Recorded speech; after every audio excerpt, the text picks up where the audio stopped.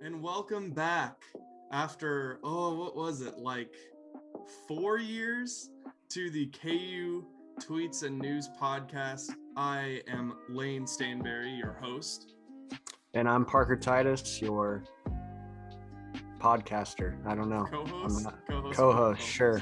So, after a very tough game against Kentucky, which Parker and I actually went to and had to enjoy all of those really great Kentucky fans that were sitting right behind us. They bounced back, got a great win against Iowa State without Ochai Agbaji and without Remy Martin. So let's just get right into the Iowa State game.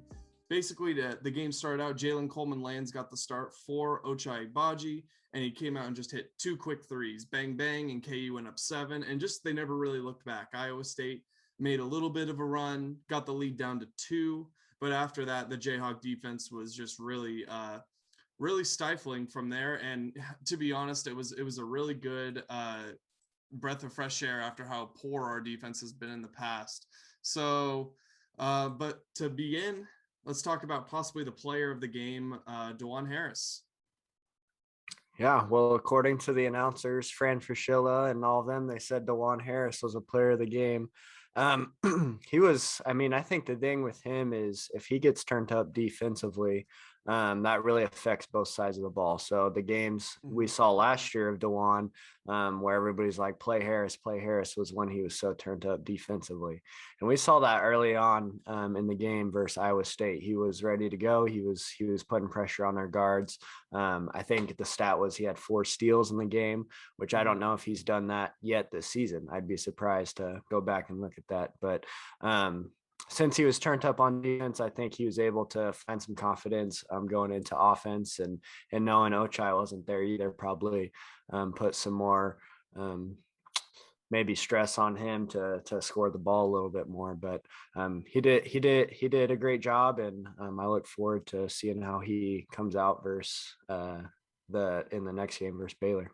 Yeah, and one thing that I've noticed is one of the trademark games of DeJuan Harris's career is that against UTEP last year.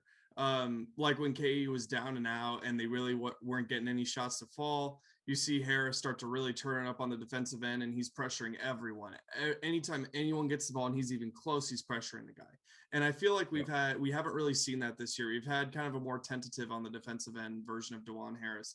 But tonight we finally saw that, I'm gonna come at you immediately when you get the catch. And he was like throwing hands at the ball, getting active hands, poking the ball away, getting the offense out of position to start. And I think that could really be the key to this defense. Like if we can get that one guy to just kind of be a little bit of a glue guy, whose identity is on defense. I know he did a great job shooting layups, and I'm kind of nervous that he's going to shoot a lot of layups in the future because the dude has really had trouble scoring over 4s and 5s in the Big 12. But anytime DeJuan Harris is making shots, we'll absolutely take it. Yeah, but go ahead. I do wonder if playing against Severe Wheeler, because that game in Lawrence, Severe picked him up, the whole game and was in his grill. And I wonder if Self said, "Hey, that's what we need from you." And that kind of play style just rubbed off on the next game versus Iowa State.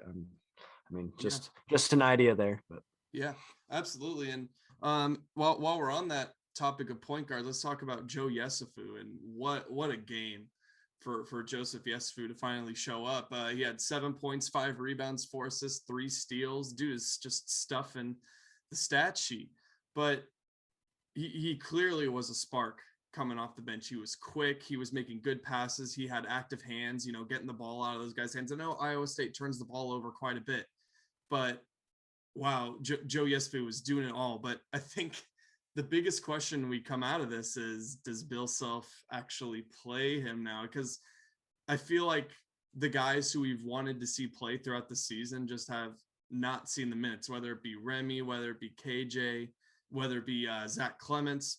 So I guess, Parker, do we see Joseph Yesufu get extended minutes until Remy Martin comes back? Yeah, I think, the reason Yesufu hasn't got any minutes is he hasn't been in long enough to get into a rhythm. The games he's came in and played, he's made a mistake and then went out immediately. I mean, that just derails your confidence and doesn't do well for you. But after a game where, I mean, he's honestly forced to play with, I mean, early in the game, we had Lands go out with his wrist injury for a little bit. He was almost forced to play because he was because he was What's kind up of with the this only. team and wrists, dude? Playing on the road, Ochai Agbaji goes bang on his Yep. on his left wrist, and then JCL falls and goes bang on his shooting wrist. Right.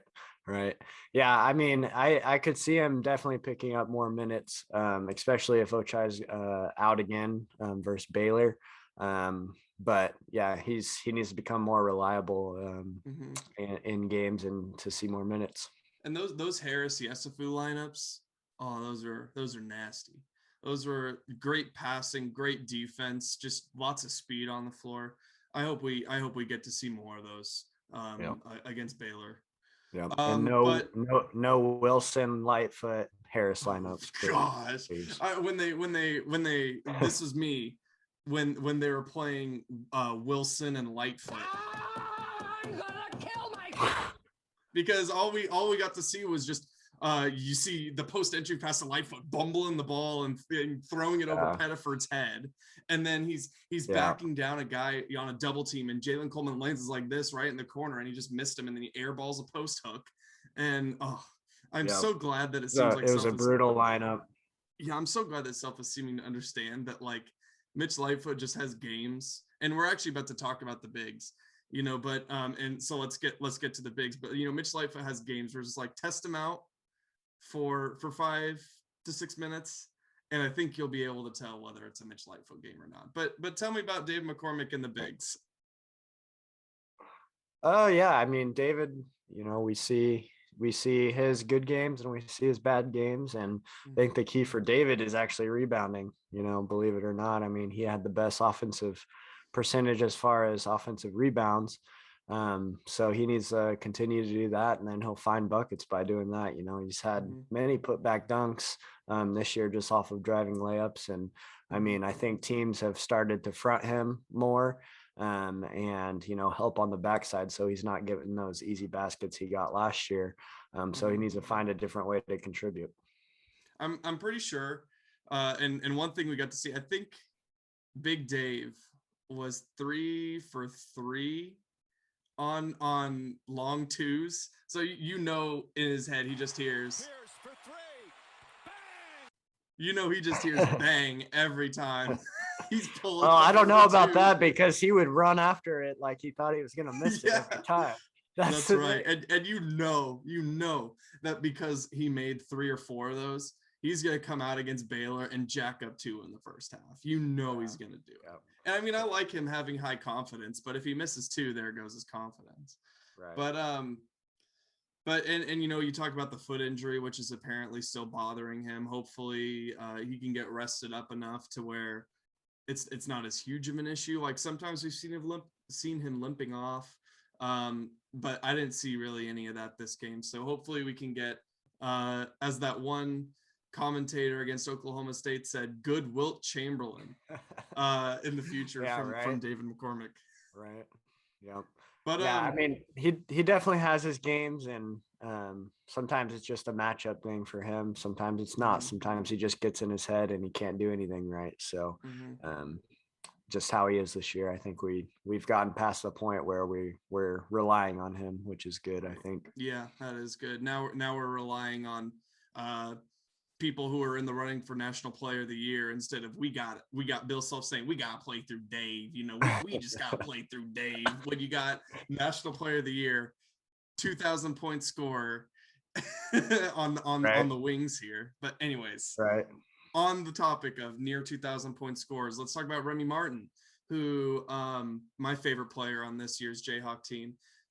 We were told by Bill Self last Monday in the press conference that they're going to hold Remy out because of his unfortunate knee injury. They said that it's more of a pain management and swelling thing, and he's just not able to be the difference maker that Remy came to KU to be. And so on Monday, I was texting Parker about how depressed I was that KU just can't seem to avoid the injuries, but at least Bill Self made it sound like Remy Martin would come back and be around 100% and be that difference maker that he was early in the season.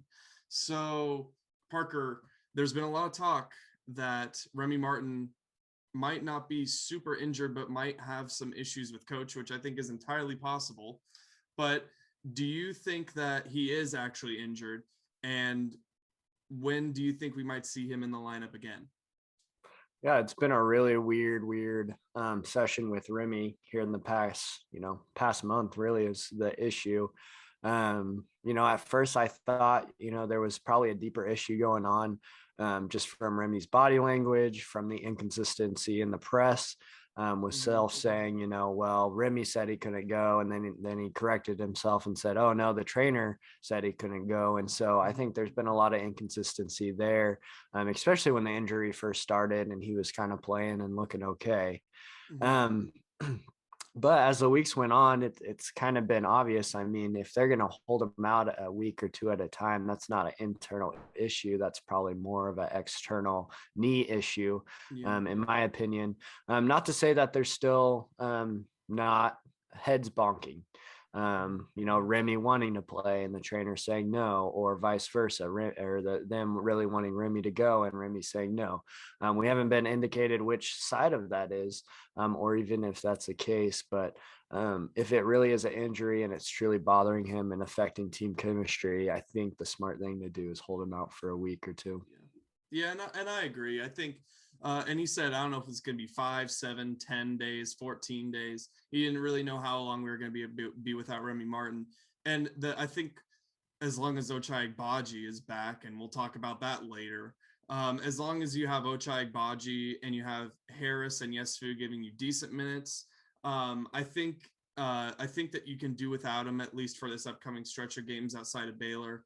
I think you can beat Texas. I think you can beat Oklahoma. I think you can beat West Virginia without Remy Martin. Of course, it would be nice to have him, but if you're getting good minutes from Yesufu, I think you can do without him. But I do think he is hurt.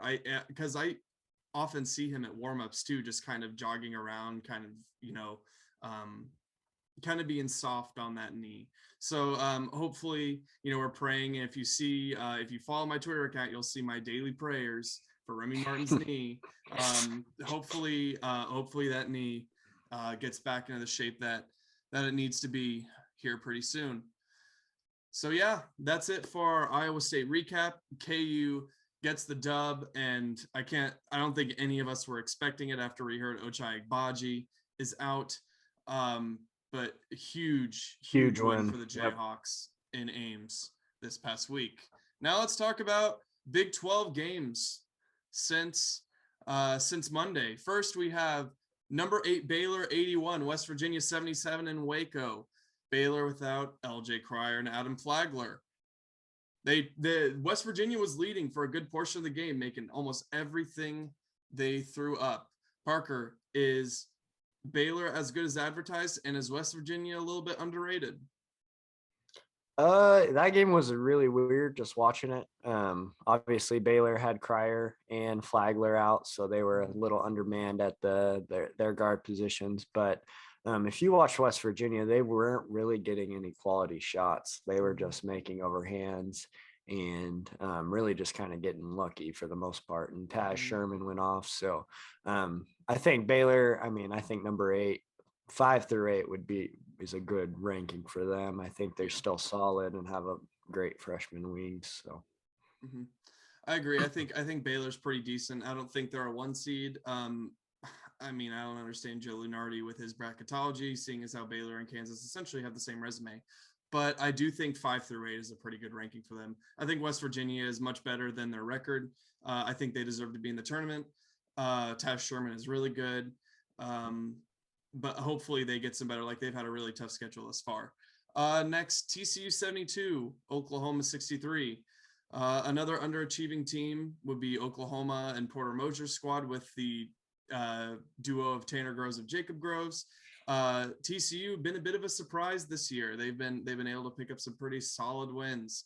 Are you buying TCU as a tournament team? I don't know about that yet. I want to see him versus a KU or even a Baylor, Yeah. even a Tech. I want to see them again versus them, and then we can talk. Mm-hmm. In perhaps one of the most hyped games in Texas Tech history, Chris Beard comes back to Lubbock and gets stomped by Texas Tech 77-64. I mean, you sent me a text earlier today saying you think that Texas Tech might be the best tournament team in the Big 12. How about you talk to me about that? Yeah, I mean, just looking at their front court with Silva, Santos Silva, and then also just Bryson Williams, who's been a stud this year. I just feel like, especially Williams, is a matchup nightmare for a lot of teams. Could step out and hit threes in the tournament, and they get turned up defensively. So they almost came into Allen Fieldhouse. I mean, even though they were down whatever it was, they came back and pulled it together. So it's not like they have a whole bunch of inexperienced players. They're all experienced and got some pretty good transfer pieces. And I feel like they're going to be a good tournament team, at least Sweet 16 and Elite Eight caliber. Mm-hmm. Mm-hmm. Yeah, and I can't remember. I'm trying to find it what I sent to you. I don't know. I'm just not sure about Texas Tech. They don't really play well away from home, given they almost beat us. They are I can't 3-5 on neutral plus away games. So I have a little bit of concern because they remind me of that one year where 3-seeded Baylor and Iowa State got beat by the 14 seeds. It was like Georgia State. And sorry, there's my cat trying to hang out. They got beat by UAB and Georgia State. I don't know. They just remind me of those Iowa State and Baylor teams. Like they're pretty solid on both ends of the ball, but and Bryson Williams is a stud. You are right. He is. That dude is just becomes Hakeem Olajuwon whenever he plays against KU, especially. I want to. I think they're deep. Go ahead. I think they're deep. I think they're deeper than they have been, and definitely those 3-seeded teams that you were talking about. I mean, they can bring 4 or 5 off the bench, and they proved it to beat KU at home. Mm-hmm. I mean, they're playing, the back end of their bench. So Mm-hmm. I think they have the team to do it. I know with transfers in as well as us and Texas and all these teams with transfers, it just takes a while to get that team chemistry going. So Yeah. I don't know. I see him as a team that can make a run in the tournament given the right matchup. And I think O'Banner, that guy, he's good. I think he's a really underrated piece for that Texas Tech team and was really important to that Oral Roberts run last year. Moving on, the Fighting Bruce Webbers take down Oklahoma State from a late deep three from Nigel Pack. Does Kansas State make the tournament? No, they don't. They won't have enough wins to be considered, unfortunately. But it's tough because I think they're good enough. Yeah. I don't know about I don't know. They have a couple really good guards. Their bigs are not good. Their wings aren't good. I would say their guards, if anything, they're gonna have to win. They're gonna have to beat us at home. They're gonna have to beat Baylor once, and then they're gonna have to win. At least half their other games to be even considered. So yeah, and if K-State wants to reach their ceiling, if they want to be as good as they can be, they're gonna have to play Ismail Massoud. They're gonna have to play Massoud. He cannot be sitting a bench in crunch time. NCAA games. Jesse Newell's favorite team, Auburn, takes down Alabama 100-81 a couple days after Alabama upset Baylor. Auburn might be looking like a serious team. I did not have them in my fraud rankings, which we will talk about later. Creighton takes down UConn 59-55. That's a number 17 ranked UConn squad. Number 13, Michigan State, who feels like they've been on the rails recently, takes down Maryland barely 65-63. And then we have Illinois with, I believe, no Andre Curbelo, taking down Wisconsin 80-67.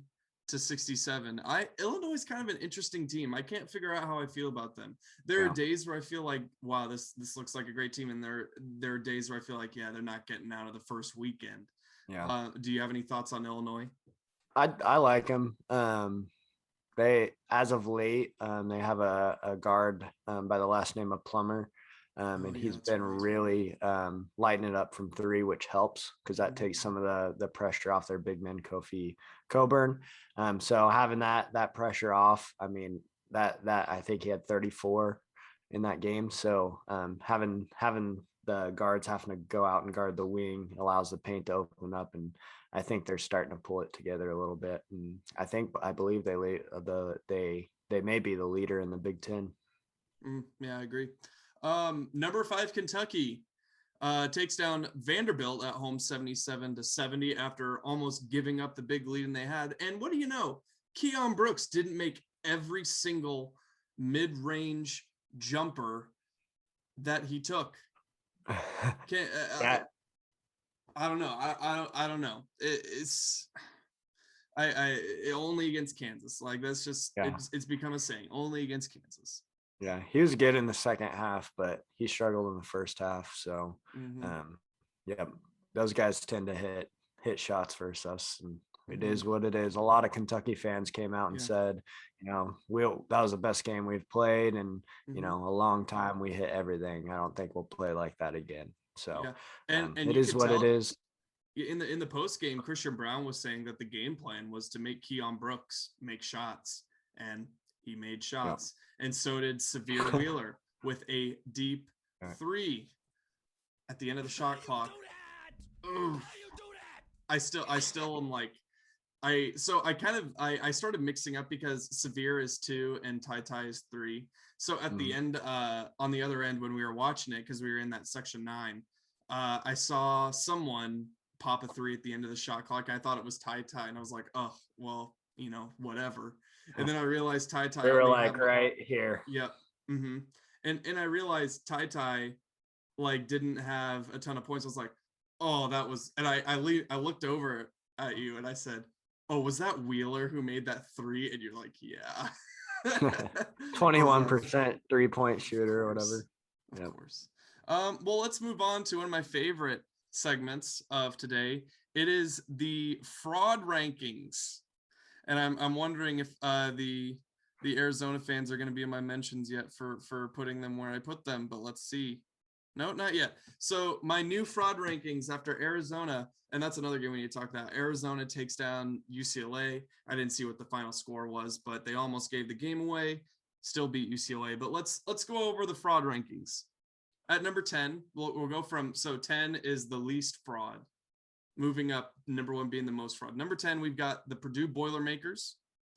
Every time I watch them, they look great on offense, awful on defense. Every time I watch them, I feel like they never win big games. They won that Illinois game, almost gave it away, but they got overmatched in every way against Indiana in Bloomington. Is that where Indiana's from? I can't remember. Yeah. Yep. The Indiana fans will probably hate me. And number 9, we do have Arizona. Yeah, congrats, Arizona. You got your first quad 1 win. Enjoy. At number 8, we have Iowa State. Iowa State Cyclones. And the only Cyclone coming from Iowa State is the clank of a long 2 in Hilton Coliseum. Can't take many of those and expect to win. Number 7, we have the ACC teams not named Duke or Miami. Oh my goodness, the ACC sucks, and I can't believe that they will get any more than 2 teams in the tournament. Number 6, we have Tennessee. Tennessee, how are you going to be ranked 18th and then walk into Austin, Texas, and only drop 50 points? Texas sucks. That is unacceptable. Number 5, we have WCC teams not named Gonzaga, even though Gonzaga is also a fraud. So maybe we should just put the entire WCC.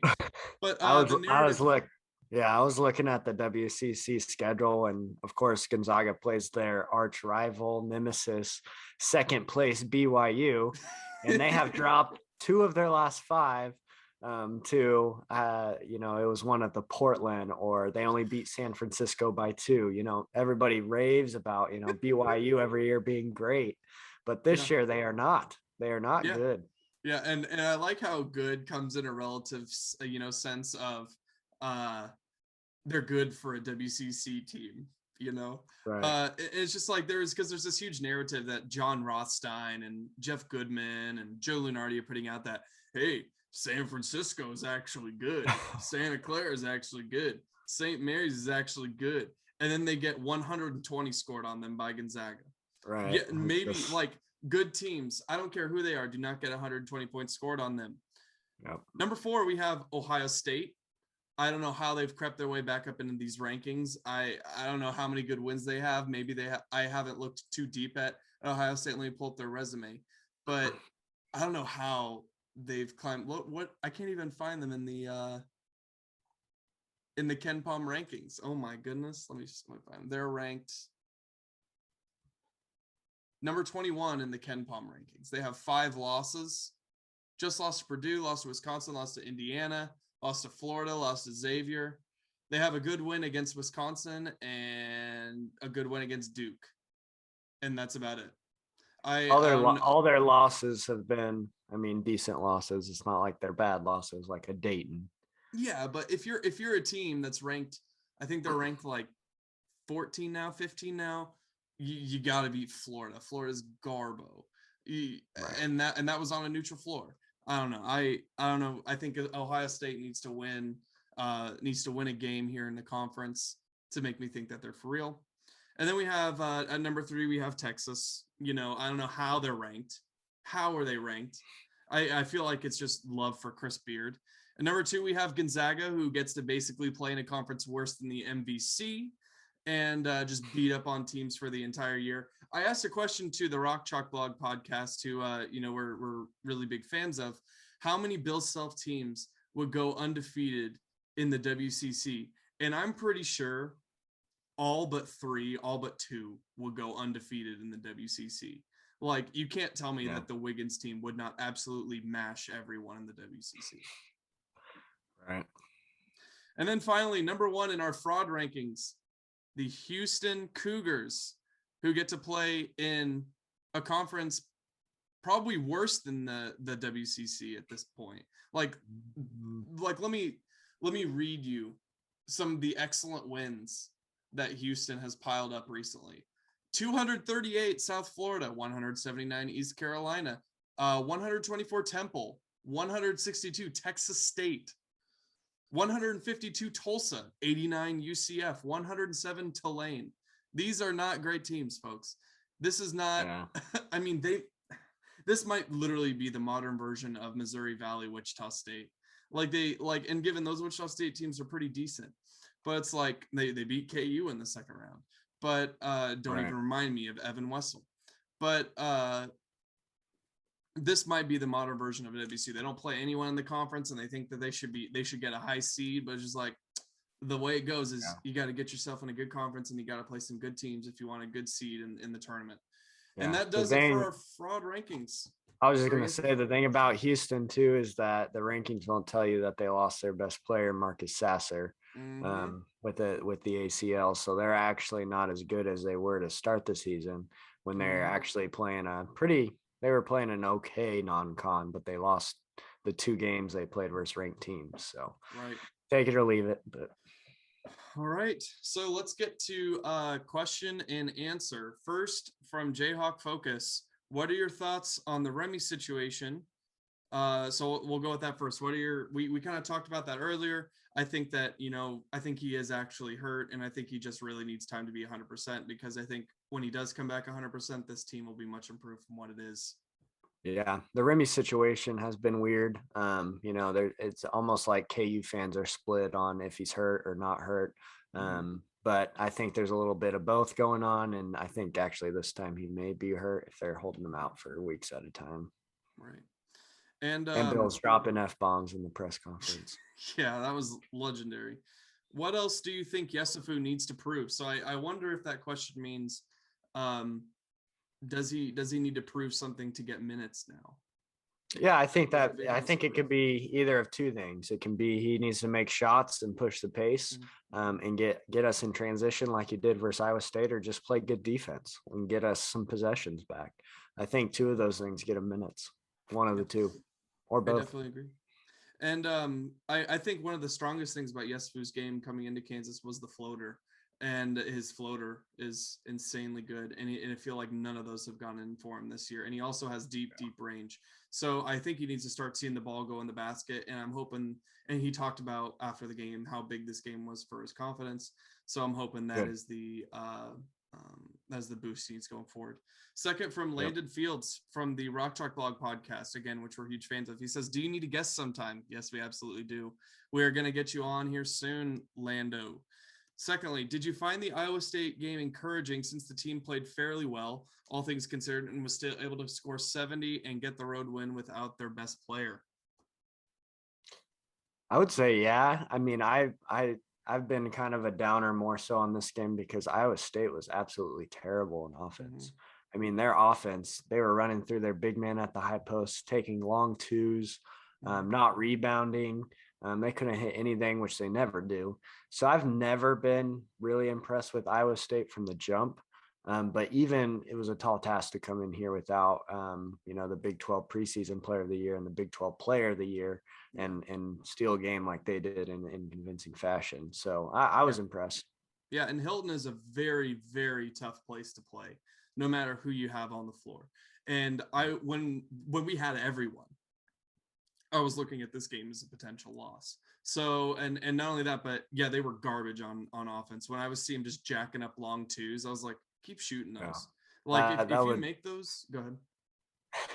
I was just going to say that would have been so frustrating as an Iowa State fan. I mean, just brick after brick after brick. And I mean, it was mostly Brockington, but I mean, the other guys couldn't hit anything either outside of their guy that brought in that went 3 of 4 from 3. I mean, I can't remember, Trace Jackson or something was his name.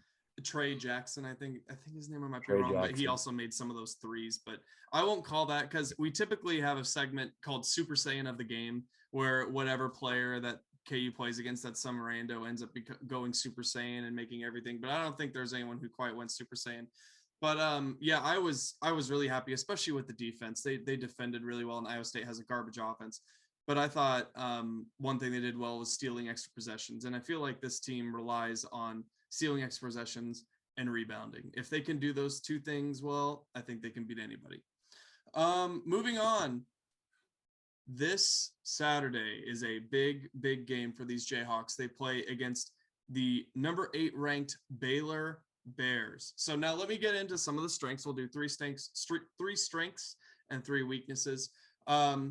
Their strengths: 3-point shooting. They're shooting at a clip of 36.9%, which ranks 33rd in the nation.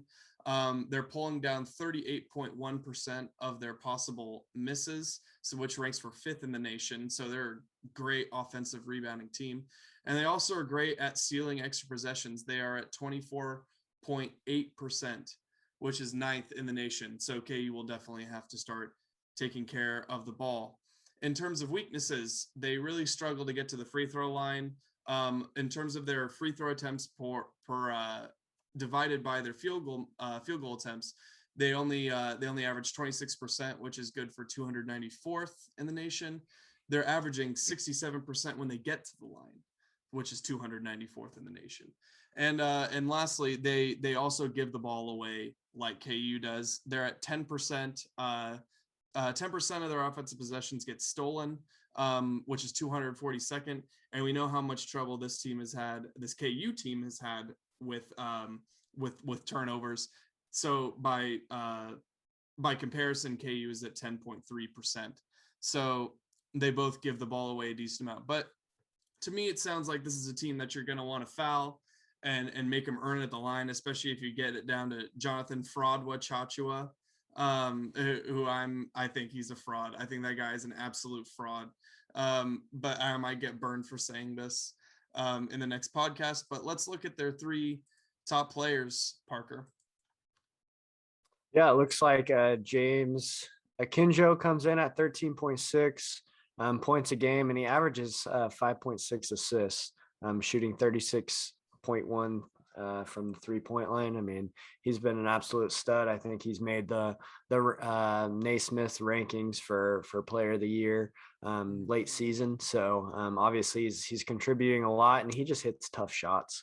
I mean, if you watch him play, you Yeah. know, the defense defends perfectly for the entirety of the shot clock, and then he just makes a tough shot over somebody Mhm. that you can't do anything about. So he's one of those players. LJ Cryer, absolute dead eye, shooting almost 50% from three, 13.9.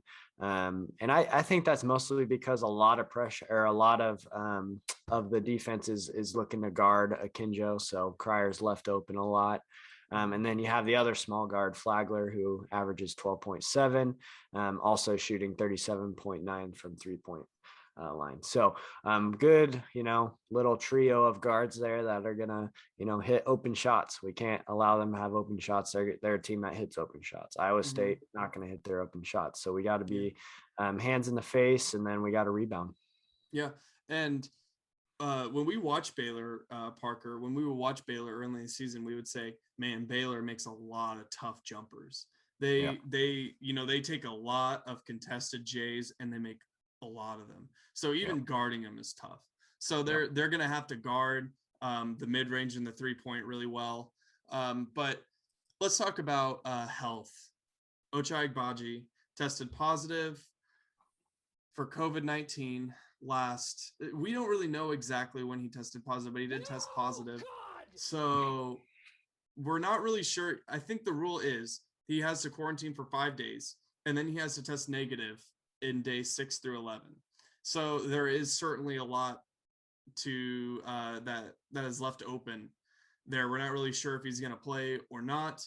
But it sounded like, based on Self's post-game comments and what Fran Fraschilla said during the game, that Self was really optimistic that he was going to play. So again, after that game, everything I heard made me think that Ochai Agbaji was going to play. Only now that I've heard some conversations about getting a negative test has thrown some doubt in there. I don't know. It's impossible to predict. We have no idea whether or not he's going to play. We can only hope. It is really strange that that we see that only him and Cuff tested positive, when on Saturday Ochai started feeling symptoms. Maybe some of the other players just didn't have symptoms. But I do find it surprising that they were the only two when Ochai was around both the Kentucky team and Kansas team, when he was essentially probably positive. So that's really interesting to me that, we haven't seen anybody else get it. And really reassuring as well, knowing that, this could be our last stint with COVID if everybody's, already immune to it. Yeah, absolutely. And speaking of health, LJ Cryer and Adam Flagler did sit out that West Virginia game. Tell me about why they were sitting out. I mean, Scott Drew just made it seem like it was day-to-day management. I think Flagler has the knee and Cryer has a foot injury. Some of the people on the Baylor boards were saying that Cryer may have a type of injury that would have him, like, it's prolonged, but he can play on it. It may hurt for a very long time, kind of like a stress fracture type injury. Was it a foot? Yeah. It might. Yeah, maybe similar to Dave's situation. Could be. And then, if I'm not mistaken, after the post game, essentially Scott Drew was saying that they were day to day, and he said, "quote, if they tell me tomorrow that they're good, then they're good." So to me, that sounds like they'll play. I mean, how could you deny a game at Allen Fieldhouse for top of the Big 12, that type of thing? So to me, it sounds like it's more of a pain management thing, and if they can go, they'll go. Same thing as Remy's been for past month until up to this week. Yeah. So I'm going to make my pick, assuming everyone's playing. I'm going to assume Ochai Agbaji is there. Obviously, I'm going to assume Remy Martin is on the bench. I'm going to assume Ochai Agbaji's playing. I'm going to assume LJ Cryer's playing. I'm going to assume Adam Flagler's playing. You're going to assume Remy's not playing? Correct. Yeah, I'm going to assume Remy Martin's on the bench. Yeah. Okay. I like KU in this game simply because it's in Allen Fieldhouse and they're coming off of a really big momentum and confidence booster against Iowa State. Their defense looked great. Now, can they keep up the defensive intensity? Can they rebound the ball? Those are going to be the biggest two questions going in. How is Harris going to defend the perimeter? Is he going to be tentative Harris, or is he going to be in your face Harris? That's going to make the difference. Right. Can Ochai Agbaji, I could imagine that he might have a little bit of rust. Can Ochai Agbaji get back from his COVID pause and be the same Ochai Agbaji we saw last week? But with that being said, I think we see a little bit of I think we see Baylor fail to make some of their tough jumpers that they've been making recently. I think we see some great execution from Kansas. I think David McCormick has a good game against Jonathan Frodwa Chachua. And I'm going to take the Jayhawks 75-69. Wow. Yeah. The thing about KU playing at home is they don't lose at home very often. They don't lose at home by 20 very often. Yeah. And they destroyed Baylor last year in the on-field house. They destroyed Baylor last year in Allen Fieldhouse, and I think we'll have some momentum going into it, and hopefully this time we'll deliver.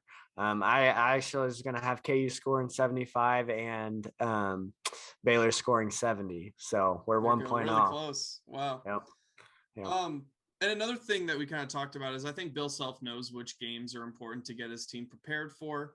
He seemed like he didn't really care about the Kentucky game that much. Like after the game, he said, all of our focus has been on Iowa State. Like they barely watched any tape from Kentucky. I remember he said that he might have watched none. Like, because I think that, this didn't really matter to us. But I think he knows this game matters. And I feel we have to win at home. Yeah. And I feel like I've only seen a couple games that have been must-win games for Kansas that they've come up short. So this game just has a feeling that as long as we have Ochai Agbaji, I feel pretty confident that the Jayhawks will pull out. And so we're both predicting wins. So let's pull out the new victory sound clip. Talk to him, yeah, Mitch, wave him by, get him out of here. From the Instagram of Devontae Graham after that K-State win. Classic. So let's do some pick 'em around the Big 12 and the NCAA. Oklahoma and Oklahoma State. Parker, who you got? I'm going to take Oklahoma State in this. I think they're a better team. They have better players than OU, and they're at home. I don't know. I've just not been impressed with OU either. I'm going to take OU to bounce back. I think they're better than their record. I think Tanner Groves is better than he's shown thus far, and I think they're due for a get-right game, and I think OSU kind of sucks. I think they've been a little lucky. They beat Baylor. Wait, what? Oh, don't even give me that. Oklahoma State. Baylor went like Oklahoma State. Bryce Thompson. Oklahoma State went. Bryce Thompson beat the Baylor Bears. Okay. Baylor started the game 0 of 14 from 3.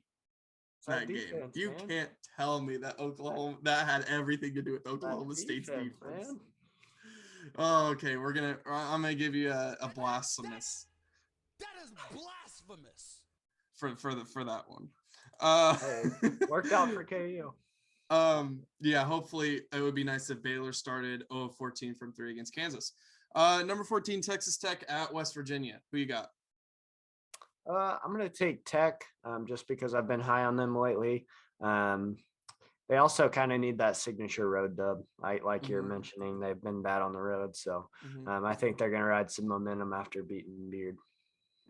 I'd be hungry if I was West Virginia right now. I think that I need a win right now, and this is a perfect time playing on my home floor in front of my fans against a ranked team who probably is on a little bit of a emotional high coming down after that Chris Beard revenge game. So I'm going to take the Mountaineers, the Mountain Mamas. Number 20, Iowa State at number 23, Texas. Who you got? I have Texas. I haven't been impressed with Iowa State. They can't score. So I'm going to take Texas, who shoots the ball pretty well from 3, has some guards that can shoot it. So if the Iowa State runs their zone, I don't see them winning at Texas. Yeah, I like Texas as well. I think Iowa State shooting will take them out of the game. K-State at TCU.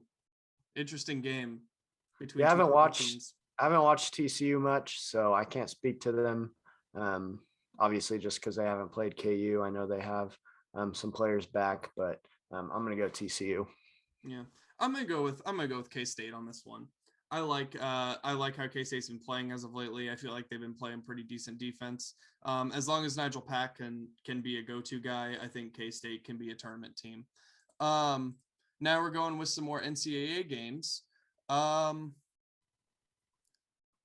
one sec. Number 17 UConn at Villanova after losing to the Fighting Shakas Villanova. Who you got? I have Villanova. It's hard to bet against Jay Wright, even when they're having a not so great season. Oh yeah, because although they have no bad losses. Yeah, because we definitely didn't get to see Villanova for ourselves just make every single three against us. Maybe 2 different years. And then, when we played them in Allen Fieldhouse, they did the same thing. We never saw that. I'm going to take Villanova as well. Number 19, USC at number 7, Arizona. I have Arizona. Not sure why. Not even sure about USC either. I mean, they haven't played a soul. So I'm going to take Arizona. I like USC because I think they're more athletic than Arizona. And when I've only watched a couple Arizona games. I watched them when they played Stanford, and I watched both of their UCLA games. And I feel like in situations where they get out physicaled, I feel like they can really be exposed. So I'm taking USC to out physical them. Kind of like USC did to a certain team from the middle state of the United States last March. And I've already played the I want to kill myself sound too much, so I'm just gonna lay off it right now. Number 9 Duke at UNC, Coach K's last trip to Chapel Hill. Who we got? I have Duke, just because North Carolina's been atrocious this year. They can't find consistency anywhere. Manic for OU's been okay. The transfer from OU's been okay. Their guards that they have last year, the same this year. They haven't proven anything. I mean, it'll be a hyped up game, but I see Duke winning and media going absolute crazy because Coach K beat a crappy North Carolina team. Yeah, I agree. I got Duke. I think they're good enough to win on the road. I think it might be a tough game for them. I think it might be closer than some people think, but I think Duke gets the dub on this one. And then we have really another interesting game. Kentucky at Alabama. Alabama just coming off that win against Baylor, but they did just get smacked by Auburn. So who you got here? This was the hardest one to decide. I think this is going to be an interesting game just because we don't know Alabama, which team is going to show up, the team that beats teams or not. They've been great at home. Their only loss at home has been to Auburn. I'm gonna go Kentucky just because they played well away versus us. I feel like they played pretty well outside of that game this week versus Vanderbilt, which was a foul fest. There's no rhythm, and when there's rhythm, Kentucky's probably going to beat you. So I'm going to go Kentucky with this one. I think Vanderbilt got called for like 3 technical fouls. Yeah, it was crazy. But this is a tough one. I'm going to take Bama. I'm going to say Kentucky is due for a loss. They're due to start missing some shots. I think on their home floor, Alabama has probably had this one circled on their calendars for quite a while. I think they're juiced up to play this game. I think they come out and get a very narrow W. I think I could see a scenario where Kentucky struggles to defend teams who shoot really well from 3. And I think Alabama can definitely do that when it's their night. And that is all we got for Pick'em. And that is it for the first KU Tweets and News podcast in over 4 years. And we're so glad to have you guys back. Make sure to hit subscribe to see our future videos and click the notification bell if you want those notifications when our new podcasts come out. We will be doing shows before and after every KU game. So make sure to keep an eye out for that, and also get those questions in. I'll definitely get those questions in. We will read every single question here on this podcast. So please, if you want to hear your Twitter handle on the podcast, make sure to get those questions in. I believe that's all we have. We hope to see you again next week. My name is Lane Stanberry. Yep, and I'm Parker Titus, Rock Chalk. And hopefully we'll record this next podcast with a W over Baylor and Ochai Agbaji in the lineup.